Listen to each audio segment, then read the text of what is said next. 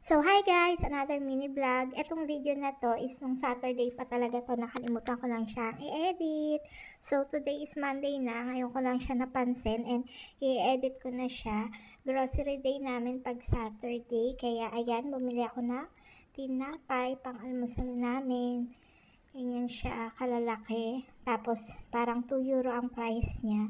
Tapos nakita ko may stock na sila ng bigas na 18 kilos kasi kalimitan ang stock lang nila is yung tigwa 1 kilo or yung mga nakabox lang na per pack. Napapamahal kami dun. So ayan, kumuha na ako ng isang 18 kilos kasi 3 na lang din yung stock. Mabilis maubos. So ayan, kahit mabigat na isampa ko siya sa cart dahil rice is light. So, dalawa lang kami niya ng asawa ko. Pabalik na kami sa aming bahay. Tapos na kami magbayad. So, yung cart, hindi siya nalalaglag kahit walang humahawak sa kanya. Yun lang. Tapos, ayan, sa labas ng apartment. Nung Saturday pa to, may snow pa siya. Until Sunday, may snow pa siya. Tapos kanina, Monday, wala na. Natunaw na lahat ng buong gabi. Paggising namin nung umaga, green na ulit siya.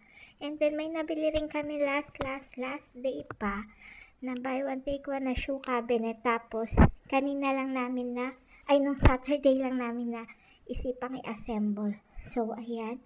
Kasi dumadami na yung mga sapatos namin. Kaya, ayan. Gusto ng asawa ko kasi yung may pinto para hindi nakikita. Ayan, in-assemble ko na yung mga sapatos. Ang ganda niya naman tingnan. Tapos, ayan, nagpasa sa akin si Tristan nung pinanood niyang car show. Kasi nung Saturday din, nanood siya ng car show. Na-book niya online yon 15 euro yata yung bayad. Di ko na maalala. So, ayan, nanood siya kasama yung kaklase niya. Kasi napakahilig sa kotse. Hindi ko rin alam, minsan na susurprise ako sa kanya na alam niya yung mga model na ganito, alam niya yung mga model na ganyan, alam niya yung year, kung anong year, alam niya kung anong brand, na ko sa kanya. Pero si Francis, nagsuswak sila kasi si Francis may mga knowledge din siya sa mga cars. Kaya pag nag-uusap sila, nagsaswak din yung usapan nila, hindi katulad sa akin. Pag may kinukwento kasi si Tristan, hindi ko siya nagigets. Minsan pinapakinggan ko na lang. Kasi ang hihirap ng mga model, tas nung mga year, sinasabi niya yan. Kunwari may nakita siyang picture, sabi niya, eto ganito.